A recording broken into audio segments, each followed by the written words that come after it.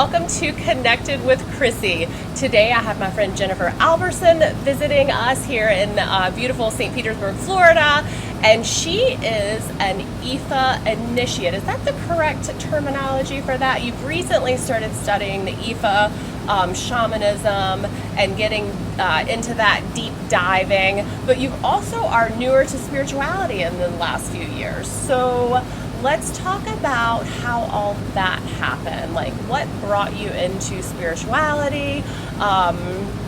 Did you have some sort of like dark night of the soul? Like, tell us what happened.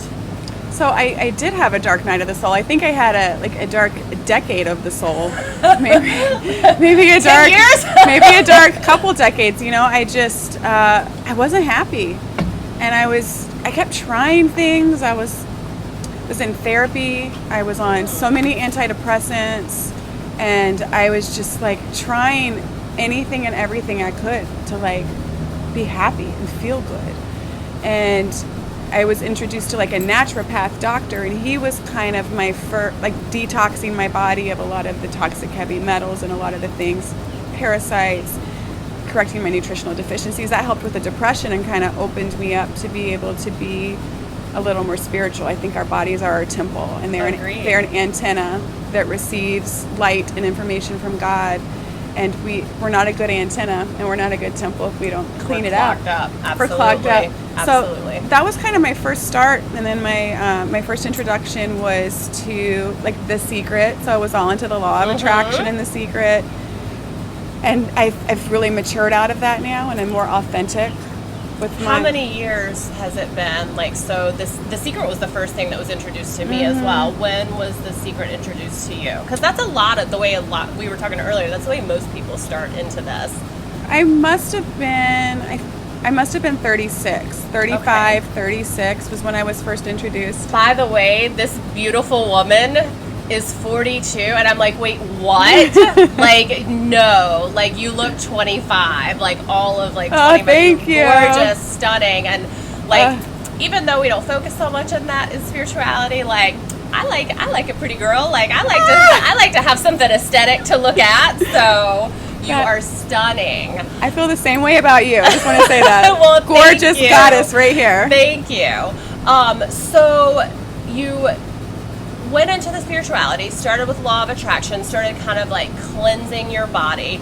Then what happened next? I was reading a lot, so I was searching, and I got into Wayne Dyer, and he was like, I just love Wayne Dyer so much. I do too. And I was reading one of his books.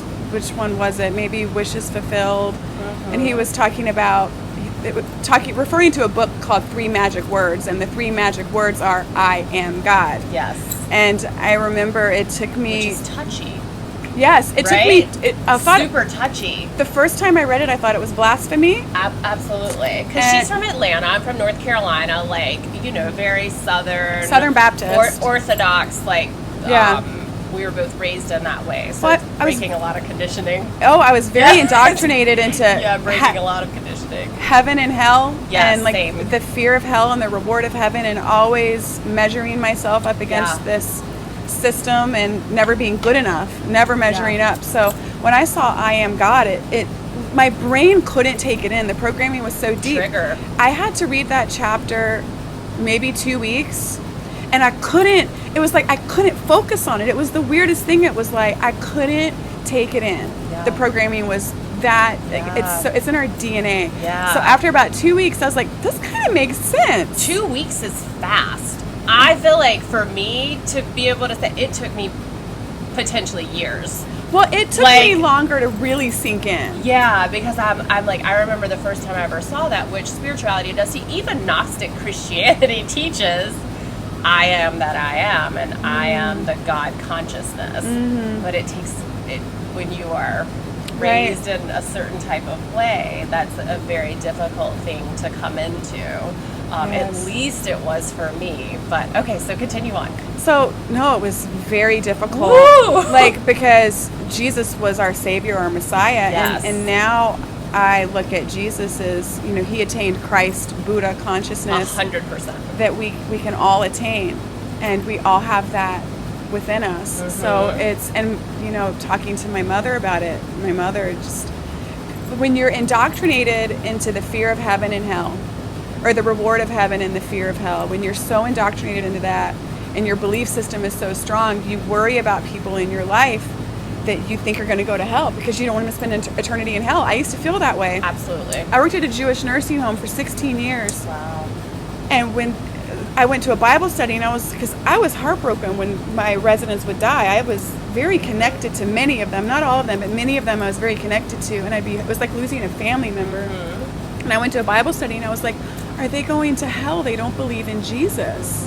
And the Bible study leader said, yes, according to scripture, they're going to hell. And I was like, how can these dear souls I agree with you. that how can she be in hell? How is this possible? And it just broke my heart.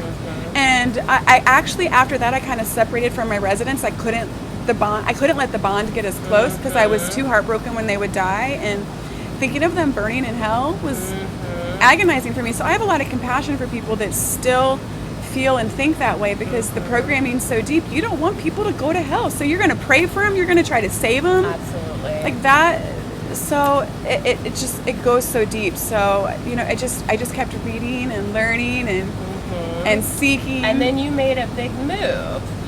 So Jennifer was born and raised in Atlanta your entire life. And then you made a big move last year. And what prompted that move and this huge change to go from Atlanta to Florida? Like, what prompted all of that? So I was just really stuck in my life, and I had wanted to change for years, but I just couldn't. I didn't have like the power or the energy in me to do it. I think I was just so like stuck in life and stuck in the same. And I was like, I have one life to live. Like I have got to do something. And I had a very short-lived marriage that a lot of people don't know about. Actually, it was a secret. So a lot of my close friends know that I was married to him, but I was used for a green card. So my ex-husband is Romanian, and he used me for his green card, and I caught him cheating on me, and it was heartbreaking.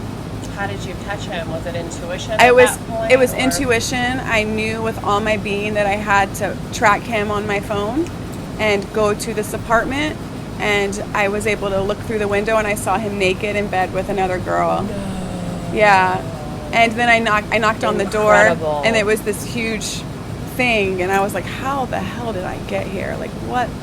Like, this is not me. So, but the pain, and then the way he treated me afterwards, it was like I was like trash that he could care less about. And this was someone that I gave my heart to, I opened my home to, that I gave everything to. And to be treated so like I didn't matter was it was agonizing. I was completely heartbroken. And how long was that? Like the marriage from like it was a year and a half. We got married after 3.5, 4 months. Okay. And it was a year and a half marriage. And so I was talking to my best friend who lives in St. Pete, and she was like, why don't you just quit your job? You've been wanting to quit it forever. Right. And like sell your condo. Because you said, didn't you want to quit after like 2 years? Yeah, I did. So you stayed for 16? 16 years. 16 years. I just couldn't see myself changing. So she said, and just come stay with me and you'll figure it out. And I wanted to start my own business anyways. Wonderful. So I did it. I sold my home and I moved to Florida, and I gave my own online store a go, and that didn't work out, but that's okay. I learned, so I'm doing something else now, which I love even more. Yeah. So that's how I ended up in Florida, and I've embarked on this spiritual journey of growth and getting to know myself more and love myself more. Who's Jennifer? Who am I? Who am I really at my core, and not what I have been programmed to believe. Right. And they say, so when I moved here 10 years ago, been even longer. No, it's been about 10 years. I was newer to the spiritual journey, probably 2-3 years in. So the first thing I did when I got here was Google metaphysical spiritual stores. So that's when I found Wings, and I went in and I met Sharon. I was like, I gotta find the spiritual store. I gotta find my people. And we have a mutual friend named Sharon who was the manager of Wings, and I was like, oh, I'm so excited to be here. It feels so wonderful. And she was like, well, you know, St. Petersburg is a vortex, and the healers are actually called here. So I don't know if she ever told you that before, because she's our mutual friend. But you were probably called here for a reason. So, okay, so you get here, I'm assuming, did the same thing as me, looking for a spiritual place. Yes. Okay. I did. So I found Wings, and I found First Unity Spiritual Campus. First Unity Spiritual Campus is, I don't like to call it a church, it's a spiritual campus, and it's on the Wings campus, and our minister is this beautiful, powerful lesbian shaman. Yeah. And I was like, wow, this place is so powerful. She's so powerful. Yeah. And I watched the church really grow and flourish over the year, last year, and then all the events and Wings events, other spiritual events around St. Pete. There's just so many great things to plug into. Yeah. And I just went to my first drum circle yesterday at Treasure Island. Oh, wonderful! I was like, how have I not been here? Yes. And I've lived here for a year and a half, and I haven't been to this amazing drum circle. And I've gotten really into ecstatic dance, which has been a really beautiful practice for me, because I've always judged myself very harshly and have edited myself and condensed myself. Controlled yourself. Controlled myself to fit in and be accepted. And also, at the same token, I've learned to be judgmental of others. And so going to ecstatic dance is the most freeing practice, because you move freely without judging yourself and without judging others. And every time I go, I'm just able to open up and free myself more and move without even, just what feels good, without your head being involved. It's all from your heart. Create from the moment, from the heart. Right. And like turn your head off. It's the most amazing experience. Right. And you were talking earlier, and I think that this is an important thing to cover. I want to talk about like the growing up, addicted to Nordstroms and the makeup and the hair, which I love and I'm all down for. But it's important to realize like where that is in your life, that's not your identity, right? Yes. It's fine to like love it and like live in it, and like I feel it's very goddessy. Like I often wear sparkles and adorn myself and all that. But you were talking about how you sort of disconnected from that for a while. So like let's dive into that. So I was pretty privileged, and was able to have nice things. And my mother is a beautiful woman. She's stunning. And I just always wanted to be pretty. And I have always tried so hard. And I would try so hard with the hair and the makeup and the clothes. I would spend hours getting ready just to feel like I was good enough to go somewhere. Right. And I remember I used to add up the dollar amount that I was wearing, and I would be like, if I had on a certain dollar amount, okay, I'm good. Like that was my value. Like all my value was my external, but it never measured up. So I would go out and I would like try to like someone validate me, like because I was so codependent. Right. Someone validate me. Someone show me love. I'm trying so hard. Someone like give me some credit here. And then if I wouldn't get validation, if I didn't get a compliment, I would like feel bad. I was like, well, maybe I don't look very good. Maybe I'm not enough. So this is so many of us as women, especially in the United States, where we don't have the indigenous culture so much to give us that from the time that we are little. Here in America, we are taught you be a pretty little girl with your bows in your hair and the what. And again, I love all that, but it's not the identity. Like I can run out without makeup and hair and whatever and be fine with that. However, I think I love like the art of it. I'll sit in the mirror and just like paint and draw. Okay, so you separated from it for a while because you were feeling as though it was like a hindrance in your spiritual evolution. Is that the correct way to put it? I would say so. Like I was just so dependent on my external to feel good. Yes. I wanted to know what it felt like without trying so hard. Yes. So and I love hair and makeup and jewelry. We're not taking that away from anybody. I love it. You don't want it to identify me. Yes, and rule your life.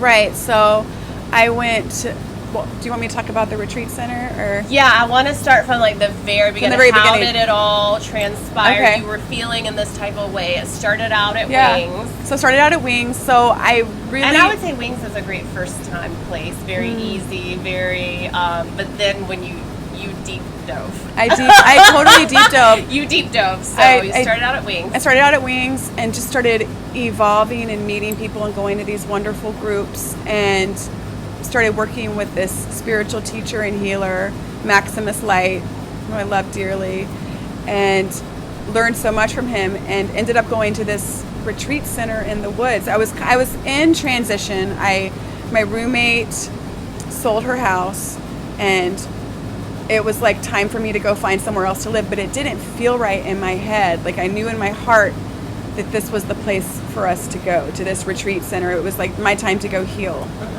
And what's the name of the retreat center, just so that people know? Well, Ola Ulu, which means gift from God in Yoruban, Yes. Yoruban culture.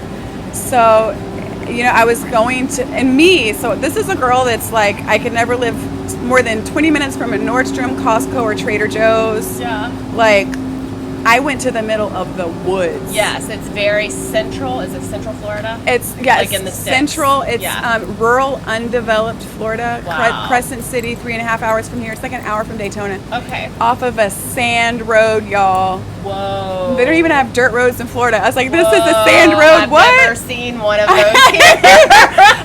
And the first time I drove up, I was like, this is how a lot of horror movies start. Right.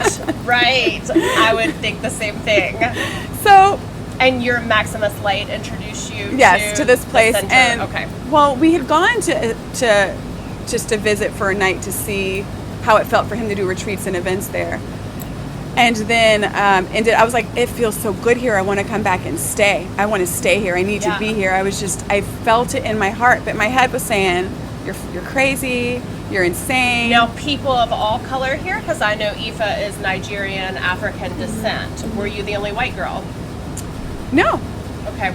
Because I am often, like, I always, like, joke I love the indigenous, but I'm often, like, the only girl of a pale skin color sometimes at the things that I really enjoy. Like, I feel the same way. Yeah, like, I am often the only, like, white girl there, and it just feels so, because right? Me too. I love the movement and the indigenous dance and the drumming. Yes. Like, I love all that. So that was just because when you Google the Ifa tradition, it comes up as all like African and Nigerian and the Yoruban or whatnot. So I just was curious. Okay, so people of all backgrounds, all that. I want to tell you something really interesting. So Phil and Vasa Nymark, who started Ola Ulu, which is really part of the Ifa Foundation, he was the first white Jewish Ifa priest in North America. Beautiful. In like the 80s. And his story is so fascinating. And his wife Vasa she's a high priestess, and that woman is a powerhouse. Wow. She's amazing. And so, but I was with people of all cultures and colors while I was there. Yeah. But they have gotten a lot of flack for that, and have had people saying that because you're stealing our religion, you're stealing our philosophy. Okay. So there's been they have received some pushback for that, but it's such a beautiful place with beautiful people. So I just decided to take this leap of faith and follow my heart instead of my head, because I've been following my head my whole life. Yeah, and where's it gotten you? That's what I always I'm like, where does like being safe get me? Being safe has gotten me nowhere.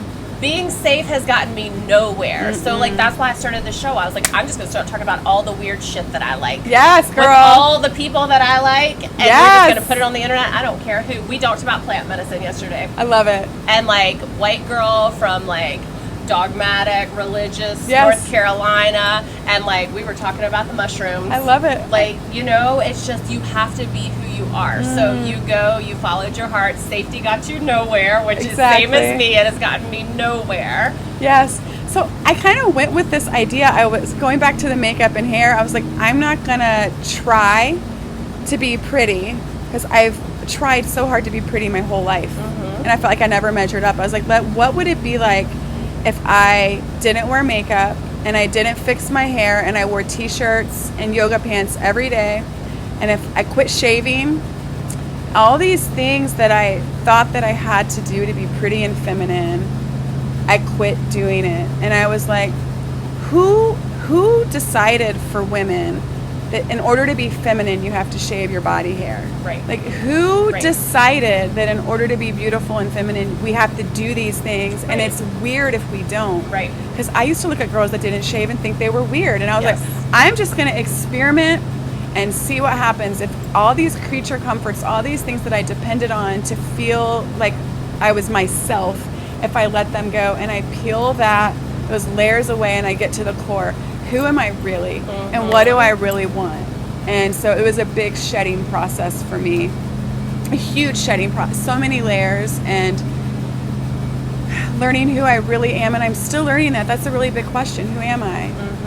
Who am I? That's like a question that you could ask for the rest of your life. And Well, it's always evolving. To me, if you're on the spiritual path, it's always evolving. Yes. I went through actually a few years ago before I had my little one, when I was teaching at Wings and teaching at different spiritual places, centers here locally, or doing my online stuff, where I did the same thing. I actually felt like that to be a part of the spiritual community, I should dim it down. Should dim it down. It's like too much to be in the spiritual and like come out here with the big eyelashes like flapping in the wind and all of that. So just recently, because I'm coming into like who I am and accepting that, I'm like, it's okay for me to be spiritual and wear my big eyelashes. I went through years where I didn't and wore the yoga pants and wore the t-shirts and all that, really dimming myself down to go into these spaces because I didn't think people would accept me as I am as a teacher and a leader. So it's really interesting because who we are is always shifting, and there may be a time in the near future where I want to go back to that and like drop it for a little bit.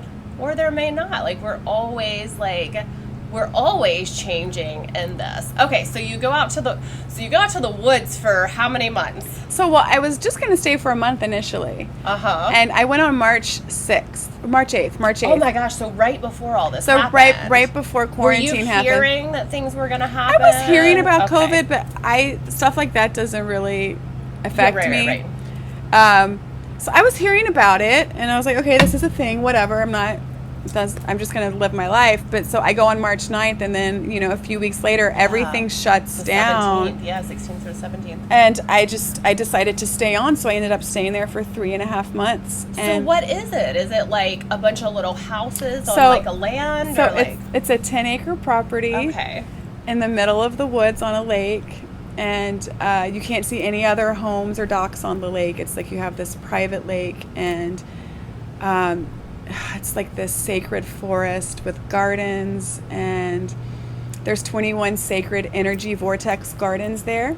Did they build those? Yes, Vasa, the Wow. founder and owner. And she's a high priestess? She's a high priestess, and she's also a sculptor and a welder and an artist. So she's created these massive, giant, living sculptures with this energy. And there's like an 80-foot meditation labyrinth.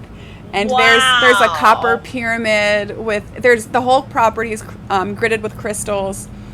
The energy that's cultivated there is very powerful. It's sacred land. I feel like my healing accelerated being in this powerful vortex on this land. Oh, absolutely. And I did a lot of medical medium liver cleanses while I was there. I did 2 rounds of that, so cleaning out my temple and the healing that happened. And one thing that I really learned is that healing is, it's not easy. And we have to we were talking about earlier, we have to face those shadows, and we have to face the darkness, and we have to face all those hard feelings, because we can't law of attraction them away. No. We can't positive them away. No. And we can't I tried to suppress and repress. Doesn't work. It doesn't work. So I had to face everything. And I kept getting triggered, and I would see my ego coming up, and I really got to a place where I could observe what I was doing. So when I get an ego and I start judging myself or judging others, I'd be like, you know what you're doing right. And then I can talk myself through it now. Yes. I'm so aware of what I'm doing in the moment now.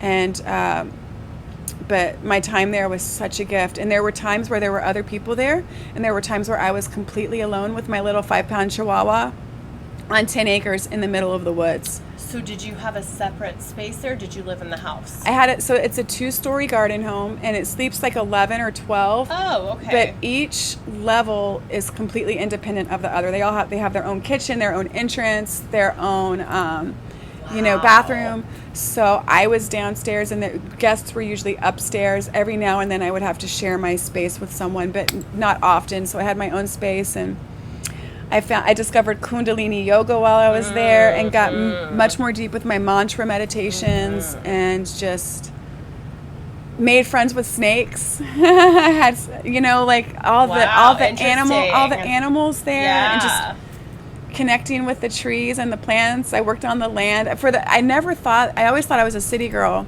and I always saw myself like living in the middle of a city, but being on the land, it's so energizing, and you're so connected, and you're like the EMF signals aren't bad there, and you're just probably feel very different there. And the sounds, just the nature sounds, and the insect symphony at night was like deafening, and it was the most magical. And it was so dark at night, and you could see all the stars, and I just got to be so brave and courageous while I was there. Like, I would go outside at night at 11 o'clock to go tend the chickens. I had 10 chickens while I was there. I was tending.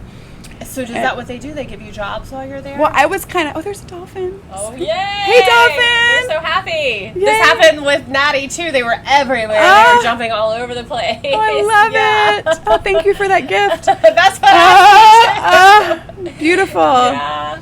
I'm sorry. What was the question? Were you given jobs there? You said you were So tending I to helped. the So chickens. I helped. It was like an exchange. It was like an energy exchange, because I was staying there. So I did help out, and I got to help with a lot of the ceremonies. So just to clarify, I didn't go there. I'm not an IFA initiate. Like, an IFA initiate is someone that gets. Yeah, I didn't know how to say that. Sorry, I probably said that wrong. It's totally fine. Yeah. So an IFA initiate is someone that is like really studying and following that path. I went not knowing anything about IFA. Okay. Nothing. And IFA is African-based shamanism, and it's the oldest spiritual philosophy known to this era of woman. And so everything kind of birthed from IFA. So they are IFA. They're IFA. Priestess. Yes. But you don't have to be an initiate to go there. Correct. You can just visit. Yes. Say hello. Say hello. Get with the nature. And you tended to the chickens. What else did you do on a daily basis there? So I helped with gardening and watering, and for the first time in my life, I was communing with plants and talking to plants and helping. So once quarantine was, not quite so strict and structured, people started to come for ceremonies and initiations. So I helped a lot with those, and man, there's a lot of cool stuff. So she does. So is it he and she both do? So Phil's no longer an active participant, and Vasa is really leading all the initiations. Okay. But she takes people for all kinds of healing reasons. So if anybody wanted to go and get away and do a shedding, you don't have to be part of the IFA tradition or want to be initiated. I'm going back for a machete shedding, which is so powerful and cool. I helped with a lot of machete sheddings, and it's just part of a cleansing process of releasing. So do you want to hear about a machete? I absolutely want to know what that is. So I mean, I know a machete to be a rather large sword knife. So yes, please tell. So it's like a ceremony, and it's a very deep ceremony so Vasa is this powerful shamanic priestess. So she's able to call in all kinds of energies. Yes. And she's a healer. She's a gifted healer. So she's leading this kind of shedding, and you're walking around a fire, dancing around a fire, moving around a fire, however you want to move, and you have 2 machetes, and you're cutting the heads off of everything you want to cut out of your life. And then, are you physically cutting anything like plants? No, you're just trees? You're just taking the 2 knives. So it's like a cord cutting. Like a cord cutting, and yes, it's you're sharpening the knives against each other almost. And I've seen people do it differently. Some people have stabbed the machetes into the fire, and they are such visceral, raw, primal ceremonies. People are screaming, Yes. they're yelling, they're crying, they're putting all their rage into that fire, and the fire helps transmute that. That's Yes, what's really wonderful. cool with Ifa is, you're so connected with nature. It's a nature-based Yes. spiritual philosophy. So you're using all of the elements to transmute, and for this particular one, it's fire, and you can feel the energy. Like, I was inside the house doing something in the kitchen, and there was a shedding going on, and I could just feel the energy, and it was like, you feel it, and there's people playing the drums while the person's going around, and you're just holding space and supporting the person that's shedding, and you keep doing it until all the cords are cut. And people look different when they're done. And how do you know? Like, it's if they feel. You know when you're done. So I did another type of shedding. I haven't done the machete yet, but I did a very layered, involved, like multifaceted shedding. And Vasa said, you'll know when you're ready to let it go. And I'm the kind of person that's always in my head. Me Was, too. Yeah, more how will I psychic. know? Yeah, more How will I psychic. know? When will I know it's the right time? Will I do it too soon? Will I do it too late? How will I know? Like kind of that thing. And I knew when it was time to let it go. So, and she also, Vasa has a very good sense of that too, when it's time. So I was just able to help with all these beautiful ceremonies and traditions, and I got a lot of divination readings. So divination is a big part of Ifa. That's a large part. It's a large part. And at first I was like, I don't know if I believe this. How do those work? So she has this necklace that has these African shells on it, and it's a binary system for divination. And so she opens the portal and connects, and there's all this beautiful ceremony attached to it. She has this gorgeous Nigerian board that's covered with anteater dust, like really cool. And she writes in the language on the board and asks all these questions. And then she has the necklace that you shake and you hit the table, and then you lay it out, and the way that it lays is your answer.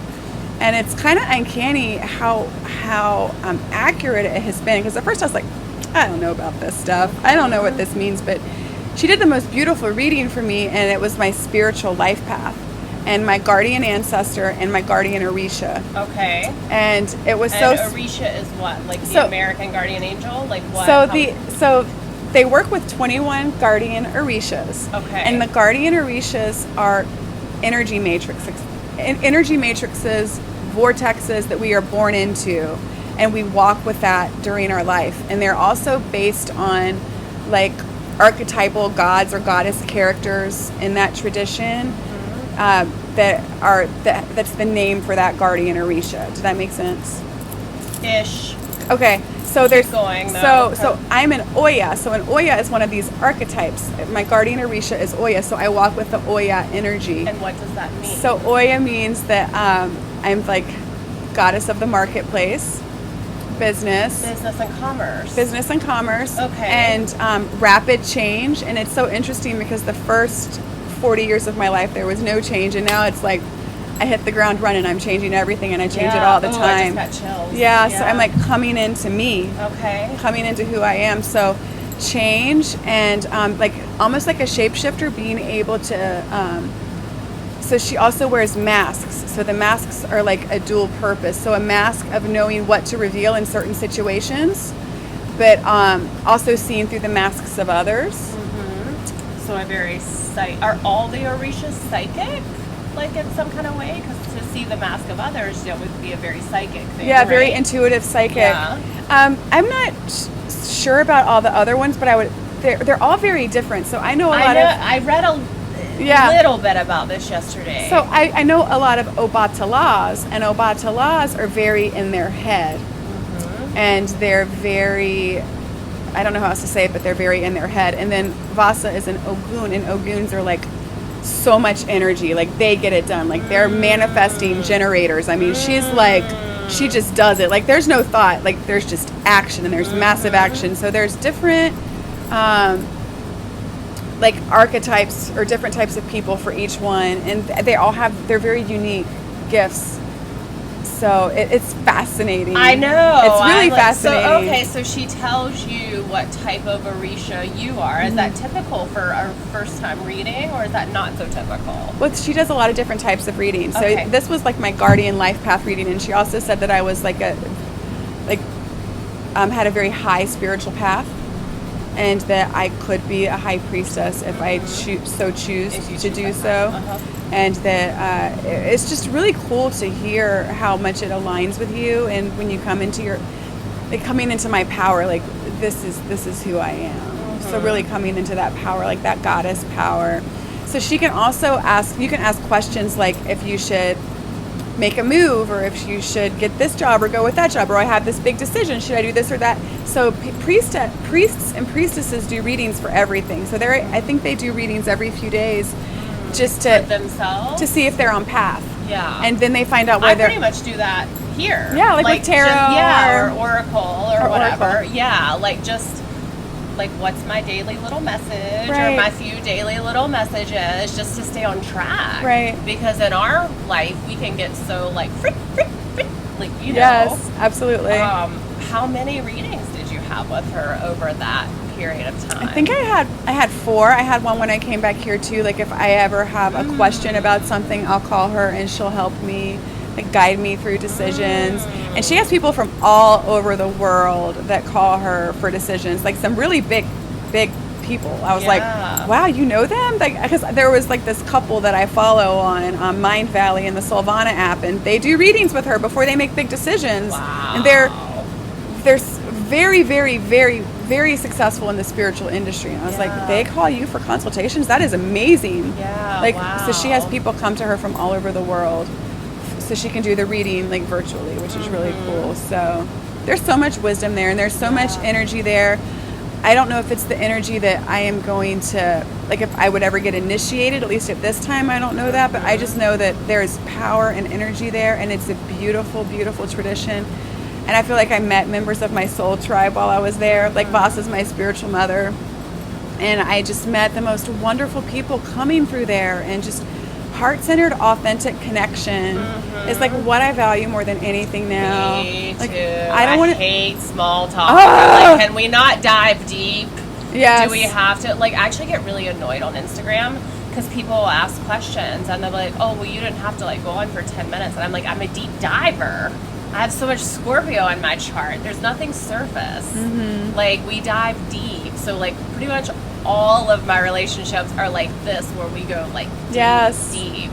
So what else did you do there? So readings, gardening, were there ritualistic type things? So another big part of Ifa are the tools, and the tools are very powerful, and I'm telling you, it's kind of mind-blowing. So my little Chihuahua Emma was having a lot of pain, and Vasa did a healing on her with these Nana shells, and they are these tools for a high priestess to use.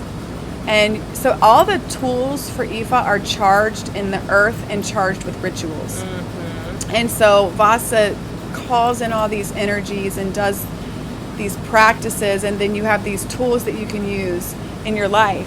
And I swear these shells helped heal Emma and heal me, and I could feel them when I was going through Vasa did a healing on Emma too, and just Vasa could sense that she had a lot of trauma in her neck that was causing her so much distress and pain. I mean, she was my dog was, I didn't know what to do with her because she was so miserable, and she's my baby. I was my mom has a little tiny dog that's going through this atmosphere, and they don't know what's wrong with her. So I may be giving her does she do distance with animals? She probably could do distance.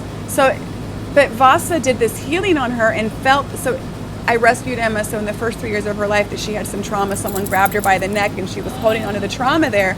So Vasa was able to release the trauma, and she's healing now, but we would just hold the shells on her neck and she would feel better, and you could tell a difference. And then when I put the shells on me, I can feel an instant difference. When I was doing my really deep cleanse and facing a lot of these emotions that have been buried in my system, in my tissues for so long, I would hold the shells over different parts of my body, and I would just feel emotions come up and release, just feel them, and just emotions I didn't even know that I had been harboring. I didn't know it was there. I realized that I had been holding this emotion against my father My father died when I was 16. And I never knew consciously that I was angry at him for dying and leaving. I never knew that. And stuff just comes up and releases. So the shells and my cleanses were so intense, I couldn't sleep, but I would put the shells on my head, and it felt like I took a Xanax. It was like I could just go right to sleep. So everything is accelerated there. It's such a magic place, being connected to the land, and just really accelerated my journey, and just getting out of this punishment reward system, and getting out of so big. Judgment of myself and others, and just feeling safe being me and owning that. And I just keep every day, I'm just like a little more me, and I just am really working on deprogramming the approval, needing that external approval from others, the codependence. Like, we're so conditioned and trained to, from the time we're little children, do things you don't want to do. So we're so used to pleasing others over ourselves. So that's been a really big thing for me, that's programmed very deep in women in particular, but really everybody to some extent. So just learning to live for myself, and learning to be free in the moment and create from the moment without this restraint or judgment, or is it right or is it wrong? Like, just create with the joy without being attached to the outcome. Like, that is like what I'm creating. That's the thing, right? That's the thing. That's what it's all about. Yeah, I started this show, and I'm like, whoever's supposed to see it will see it. Yeah, and it's hard because I'm like a Capricorn, so I'm like, oh, I should be looking at the analytics and the numbers, but I'm trying really hard, even though I am watching it, I'm trying really hard to just let it be, and like have the people on that are supposed to get on and share their story. And if 3 people see it, that's life-changing. Even though that's not what we're taught. I was at the pool the other day, and we're always meeting new people at the pool because my son and I are very social. So my little boy was playing with a little girl and her mom, something. I'm very open about everything. So her mom was like, oh, what are you doing right now? And I said, well, I was furloughed a few months ago, and honestly, I started a spiritual YouTube, and I meet with conscious creators and people on the spiritual path. And her little girl looked at me and said, how many followers do you have? And I went, ugh. I was like, well, not many right now. I was like, it's new. I said, but there's something behind it. I said, so her mom was like, oh my God, that's so cool. But it kind of gutted me, because I was like, I don't have many followers yet. But it is just putting your spirit out there and not attaching. That's the thing. Putting your spirit and your creativity and what you feel like you are supposed to do in this world, putting it out there, and just knowing that who it's supposed to touch, it will touch. Yes. And we are on the higher path to service right now. You and I chatted shortly about the 3D versus the 5D. And are you familiar with the Law of One teachings? I've heard of it. I've never read it, but I've heard of it. It's channeled teachings, and they basically teach, and to me this is pretty easy, but in the New Earth and the 5D, that 5D is just service 51% of the time, self 49%. It's not hard. I love that. Right? Yes. That's a pretty easy, it's almost half and half, just a little bit more service to others. And then 49% you, 51%. It's beautiful. The universe and humanity. So, when did you know that it was time for you to come back to St. Pete? Because you were supposed to stay a month, stayed 3.5. When did you know? Well, it got to the point where there was long stretches where I was alone there, and I felt like I was kind of it was time for me to go back out into the world. I didn't want to just stay there because it felt safe.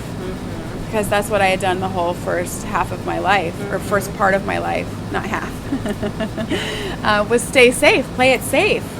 And me too. And I was in this... my biggest hindrance. Yes. Yeah, me too.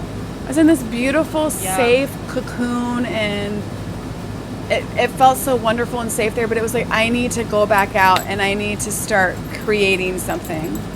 I need to start creating something. I need to build my life. I need to create what I want. I need to take action.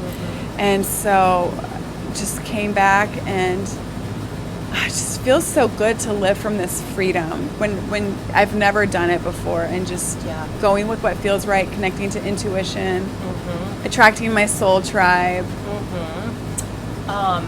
What are you doing now? We haven't even discussed that. So I work with this amazing CBD company so the coolest part about my CBD company are the people that I work with and how spiritual they are too.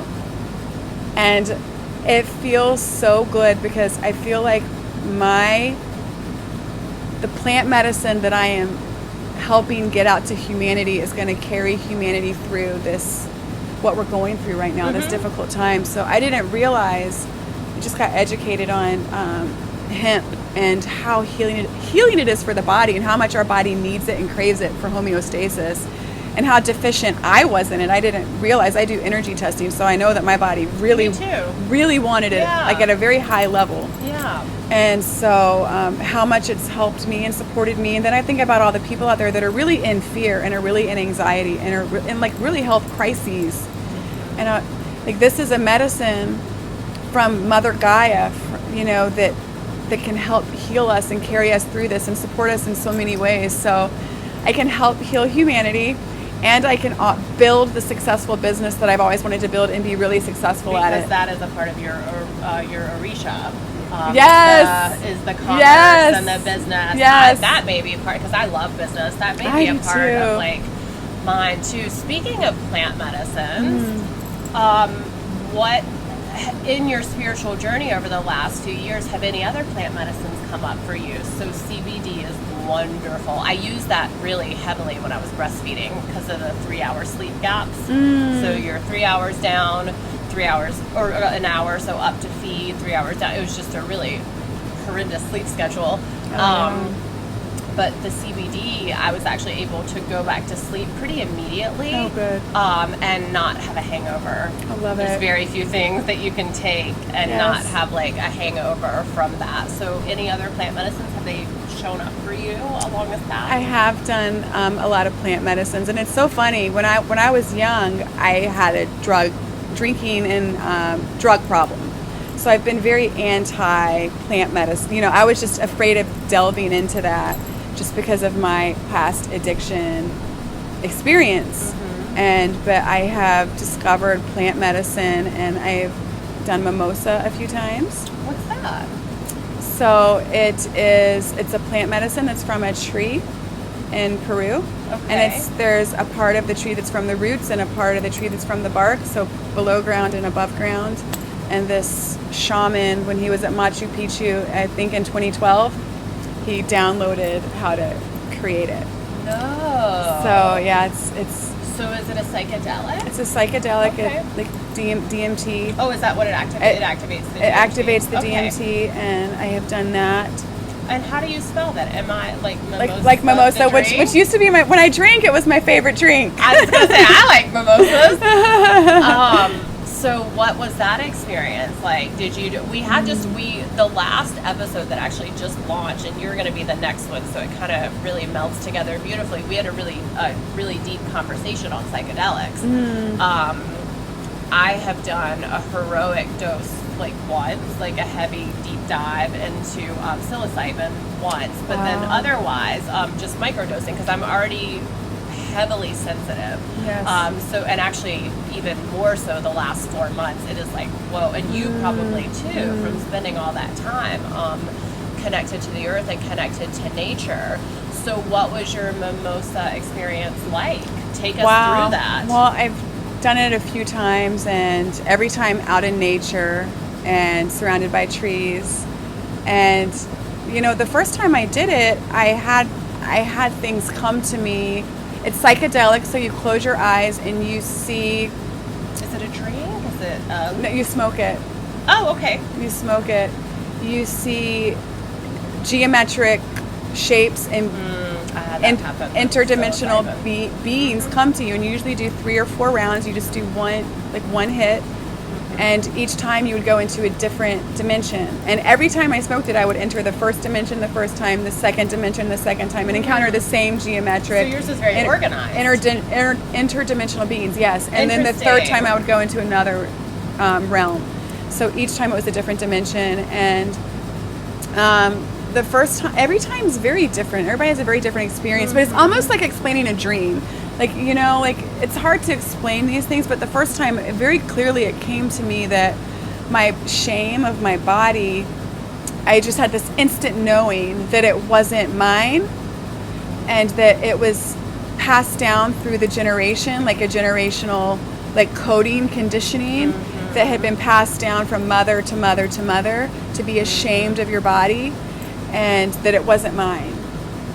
So it was very freeing to know that, because I'd always felt very deep shame for my body, and I always wanted to be perfect so bad. And I would look at magazines or look at models and be like, what's wrong with me? Why don't I look like that? I wanted nothing more than to look like that when I was young, nothing more. And so that was the first experience, and just clearing, you clear so much energy. So I got into some yoga poses like cat-cow, and you're moving energy, and always do it with a wonderful group of people and a shaman. That was what I was going to ask. Were you guided through? Definitely. I would never do it alone. I wouldn't, yes. I would never do it alone. So guided through in a very loving, conscious space with wonderful people.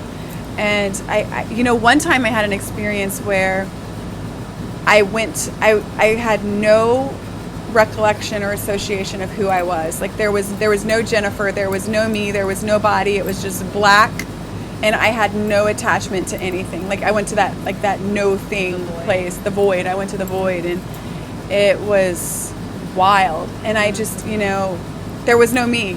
I didn't know what there's nothing. There's nothing. Did you think you were like, I think I had a moment when I heroic dosed where I was like, I am dead. like I was like, I'm not here anymore. Like I felt very like disconnected from the physical. Did you feel that, or you knew you were in the void? I was completely disconnected from the physical, completely disconnected. I didn't really feel fear, because the person that I was with, it just holds this space, cultivates this safe space, and tells you what to say to yourself. But I don't even remember being able to say anything to myself. I just knew that I was safe and surrounded with love and light. That's hard. I feel personally too that's like hard when you've had the type of conditioning. So that's huge amounts of growth.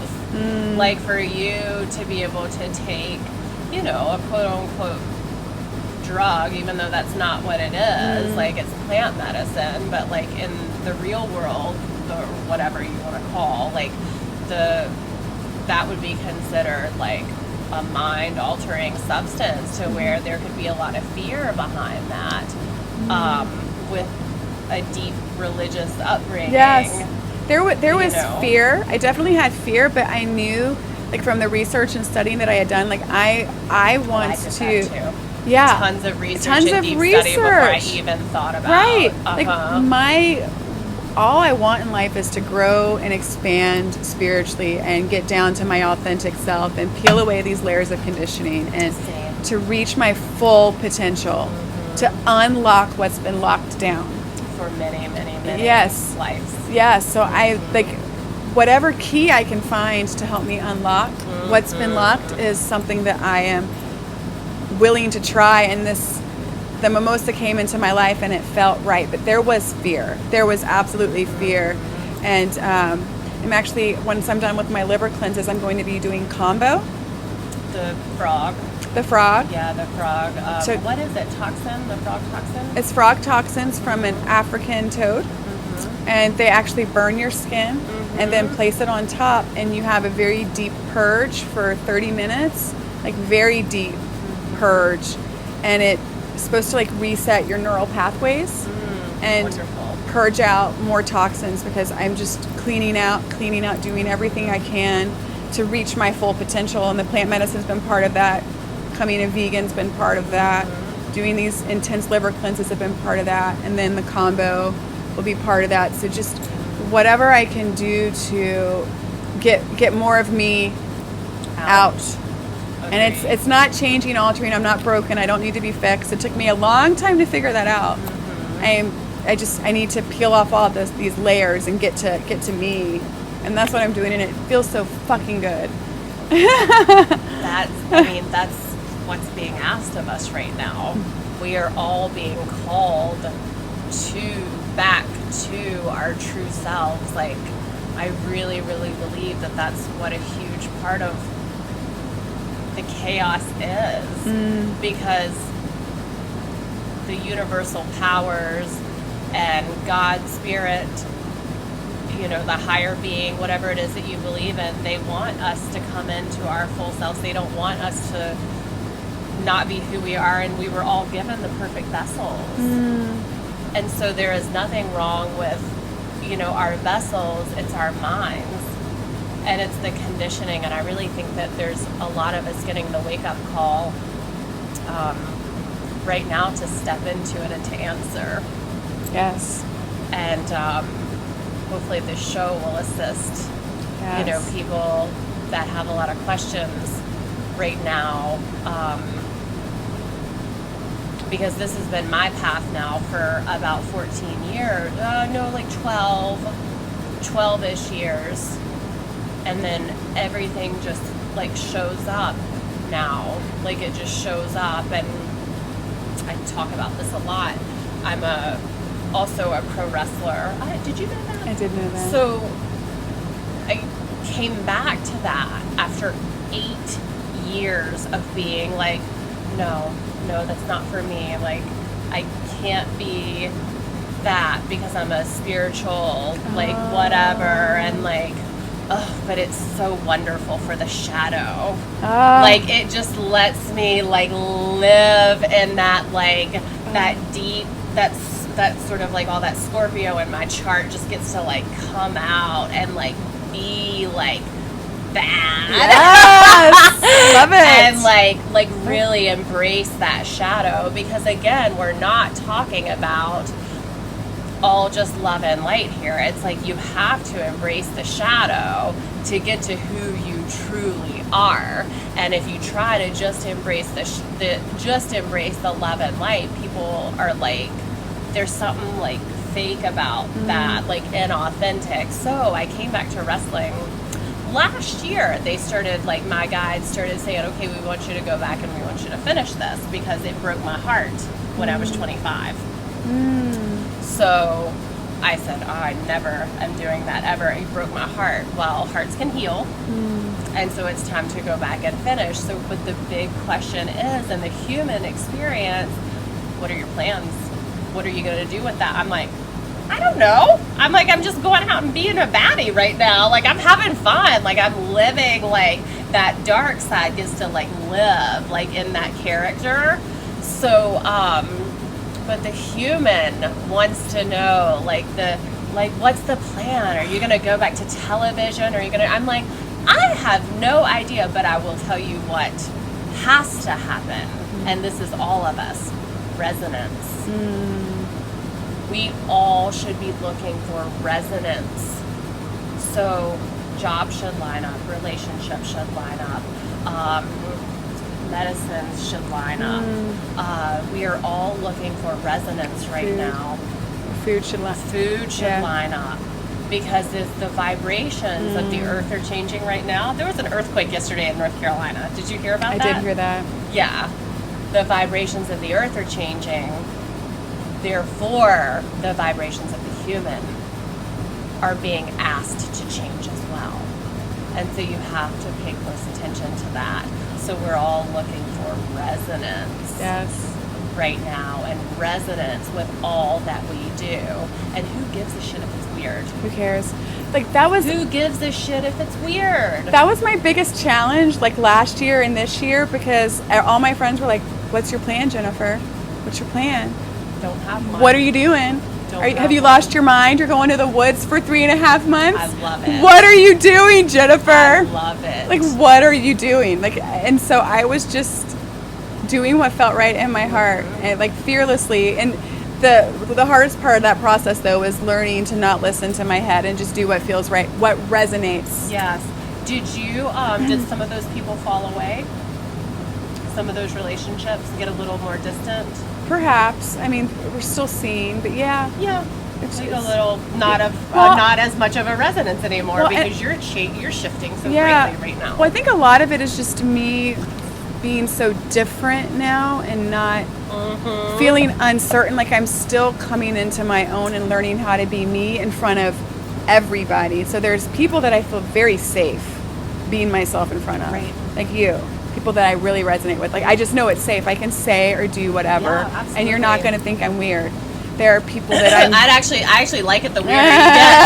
Yes, girl, me too. I prefer it. Yes, me too. But there are people that I'm like really fearful of being. I'm fearful of being judged. I'm fearful of what they're gonna think of me. Yeah. Like what has Jennifer done? Like this is not the same Jennifer. Yeah. So, but I'm just learning to love and embrace myself and be not change myself based on the people that I'm with. Just Right. being me fully.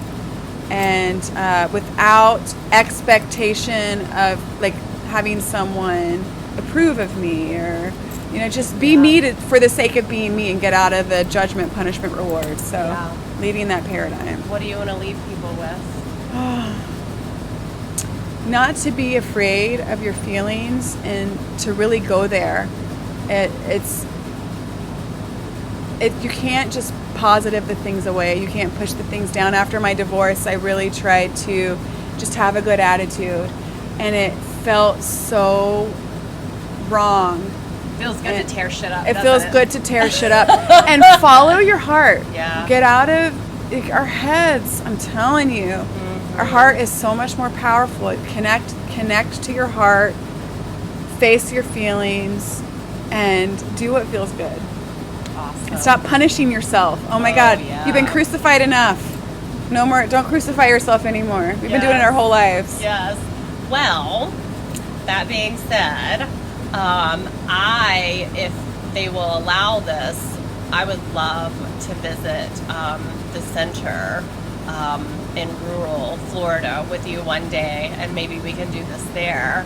And I love the idea of a machete. Like, I like to tear shit up, dude. I'm a rough and tumble, even though I look a certain way. So I'm sure we will do this again. Oh, yes! So excited! I'm sure we will do this again. Yes. Thank you guys very much for watching Connected with Krissy. Again, this is a new YouTube channel. Your likes, your shares, your subscriptions matter, because the more support we have, the more we can do and the more we can touch. So thank you guys for watching. If you like what we're doing, share it with your friends, and we'll see you next time. Thank you.